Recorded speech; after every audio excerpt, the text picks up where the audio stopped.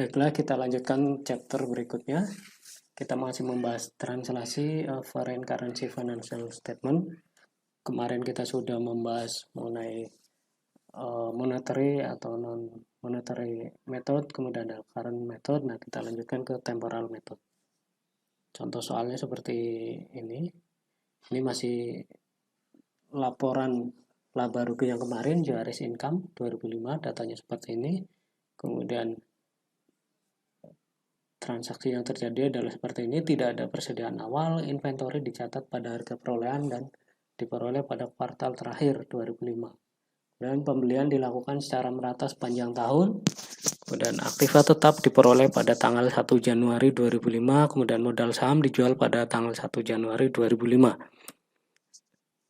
Nah, nilai tukar yang terkait dengan Mexican pesos adalah US dollar. Nah, pada 1 Januari 2005 kursnya adalah 0,1 dolar. Kemudian rata-rata tahun 2005 adalah 0,095 dolar. Kemudian rata-rata kuartal keempat adalah 0,09 dolar. Kemudian 31 Desember 2005 adalah 0,08 dolar.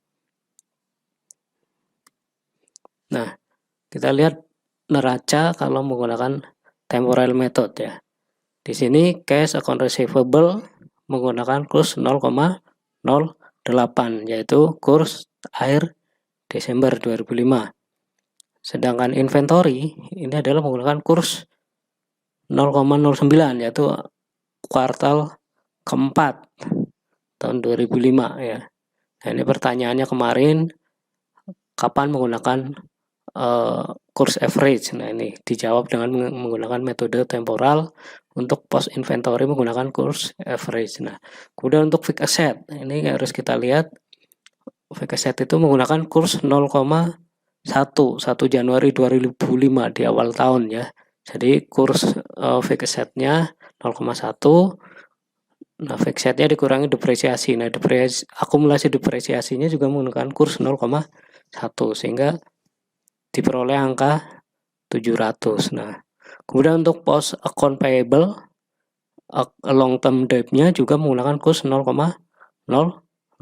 Nah, kurs 0,08 adalah kurs 31 Desember. Nah, untuk capital stock menggunakan kurs 0,1 yaitu pada awal 1 Januari diperolehnya. Nah, kemudian return earning-nya menggunakan kurs 0,095 yaitu rata-rata 2005. Nah, sehingga perlu adanya adjustment sebesar 83. Nah, adjustment itu diperoleh dari adanya penyesuaian kurs di depresiasi dan inventory ya.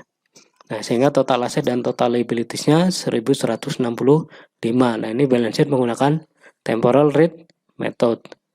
Kalau kita lihat kemarin kalau menggunakan kurs menggunakan current method, kita lihat balance sheet-nya adalah sebesar 985 ya, ada adjustment 97. Nah, di laba ruginya di sini net income-nya 137. Nah, kita kembali lagi ke metode temporal.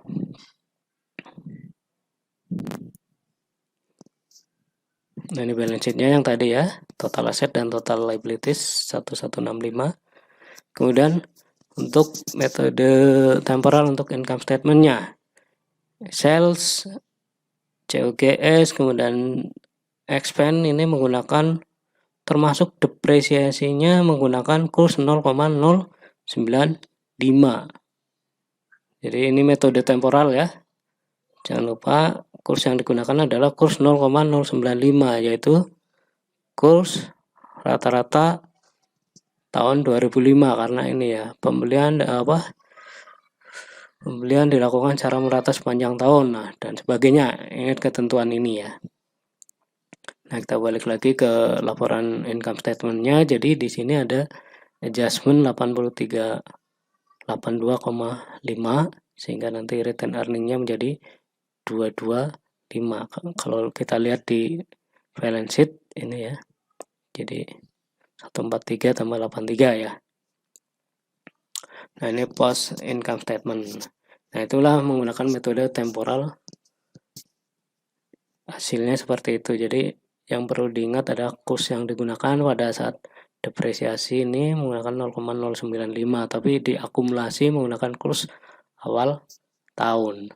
Kemudian di retain earning-nya ini adalah menggunakan kurs awal tahun, kemudian inventory-nya menggunakan kurs average. Nah, ini yang harus diingat ya di metode temporal. Kita lanjutkan lagi. Nah, jadi kita balik lagi ke current rate. Semua aset dan liabilities ditranslasi pada kurs saat ini. Ini menyebabkan pengungkapan aset bersih. Nah, kemudian pengungkapan aset bersih dan devaluasi mata uang asing ini mengakibatkan kerugian translasi sehingga penyesuaian transaksi termasuk dalam ekuitas. Nah, kalau yang di temporal method, aset dan kewajiban moneter ditranslasi pada kurs saat ini. Dan hal ini menyebabkan pengungkapan kewajiban bersih. Kemudian pengungkapan kewajiban bersih dan devaluasi mata uang asing menyebabkan keuntungan translasi. Nah, keuntungan translasi termasuk dalam penghasilan saat ini. Nah, menurut USJP dan peraturan IFRS bahwa di PSAK 52 ini translasi mata uang asing adalah relevan dengan standar akuntansi. Kemudian penentuan syarat dari mata uang fungsional ini diatur juga di PSAK 52. Kemudian mata uang fungsional adalah mata uang utama di lingkungan operasi dari anak perusahaan asing. Standar ini mencakup daftar indikator sebagai pedoman bagi keputusan mata uang asing. Ketika mata uang asing fungsional ada dolar Amerika, maka metode yang dibutuhkan adalah metode temporal. Ketika mata uang fungsional adalah mata uang asing, metode yang dibutuhkan adalah metode kurs saat ini. Itu menggunakan USGAP ya. Kemudian dalam IFRS menurut IAS 21 bahwa pengaruh perubahan kurs valuta asing adalah standar akuntansi yang relevan. Kemudian menggunakan pendekatan mata uang fungsional yang dikembangkan oleh FASB. Nah, standar ini mencakup daftar mirip dengan daftar FIAS yang dikeluarkan oleh FASB yang merupakan indikator sebagai panduan untuk keputusan mata uang asing. Persyaratan standar itu berkaitan dengan ekonomi hyperinflationary secara substansial berbeda dari PSAK 52. Nah, apa itu highly inflationary economics menurut USGAP? Nah, di PSAK 52 ini memberikan pedoman ekonomi dengan tingkat inflasi yang tinggi. Nah, di sini juga mendefinisikan ekonomi dengan inflasi tinggi adalah yang mengalami inflasi 100% selama 3 tahun berturut-turut. Nah, di sini mengharuskan penggunaan metode temporal dalam kasus-kasus inflasi yang sangat tinggi, yang signifikan. Kemudian di IAS 21 dan 29 ini menggunakan istilah ekonomi hyperinflationary. Ini tidak spesifik seperti PSAK 52 dalam mendefinisikan ekonomi hyperinflationary. Kalau di PSAK 52 bahwa yang masuk kategori hyperinflationary adalah inflasi yang mencapai 100% selama 3 tahun. Nah, di IAS 21 tidak dijelaskan seperti itu, jadi kurang detail ya. IAS 21 mengharuskan penyajian kembali laporan keuangan asing untuk inflasi per IAS 29. Pelaporan keuangan dalam ekonomi hiperinflasi. Ini yang diatur dalam IAS 29. Kemudian IAS 21 mengharuskan penggunaan nilai tukar saat ini untuk menerjemahkan laporan keuangan yang disajikan kembali, termasuk semua akun neraca serta semua rekening laporan laba rugi. Nah, kemudian pendekatan IAS secara substansial berbeda dari PSAK 52. Nah, kemudian bagaimana dengan balance sheet exposure dalam hedging ya? Hedging itu lindung nilai, jadi apa saja yang terdampak di situ. Perusahaan yang memiliki anak perusahaan asing dengan operasi yang sangat terintegrasi menggunakan metode temporal. Metode temporal mengharuskan keuntungan dan kerugian transaksi untuk diakui dalam pendapatan. Nah, di sini kerugian ini mempengaruhi pendapatan secara negatif, serta keuntungan dan kerugian keduanya meningkatkan pendapatan yang berubah-ubah. Pasti ya akan ada positif ada negatif, sehingga dampaknya akan terpengaruh ke pendapatan. Kemudian keuntungan dan kerugian dihasilkan dari kombinasi pengungkapan neraca dan fluktuasi nilai tukar. Kemudian perusahaan juga dapat melindungi nilai atau hedging ya untuk mengimbangi efek dari penyesuaian transaksi terhadap ekuitas berdasarkan metode kurs saat ini. Kemudian perusahaan dapat melindungi dari keuntungan dan kerugian dengan menggunakan kontrak forward mata uang asing, opsi dan pinjaman. Nah, ini sudah dibahas di pertemuan sebelumnya ya, apa itu opsi, apa itu kontrak forward ya.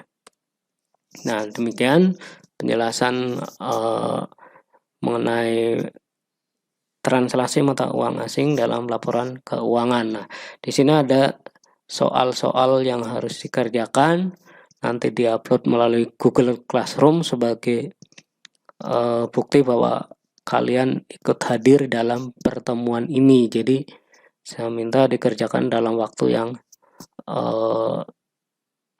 sesuai dengan jadwal ya. Misalnya harus selesai jam sekian, maka uploadnya harus sebelum jam akhir mata kuliah. Kemudian setelah itu kita akan ada kuis lagi. Nah, jadi mohon dikerjakan secepatnya kemudian diupload sebagai bukti bahwa kalian hadir dalam pertemuan ini. Nah, ini soalnya ya. Ini ketentuannya. Nanti bisa dilihat materinya di Google Classroom. Jadi materinya, videonya saya upload di Google Classroom-nya EBIK sebagai bukti laporan bahwa kita sudah ada pertemuan. Kemudian materi PDF-nya akan saya upload di Google Classroom yang Gmail. Jadi kalian bisa login ke dua akun tersebut. Demikian, terima kasih. Sekian. Assalamualaikum warahmatullahi wabarakatuh.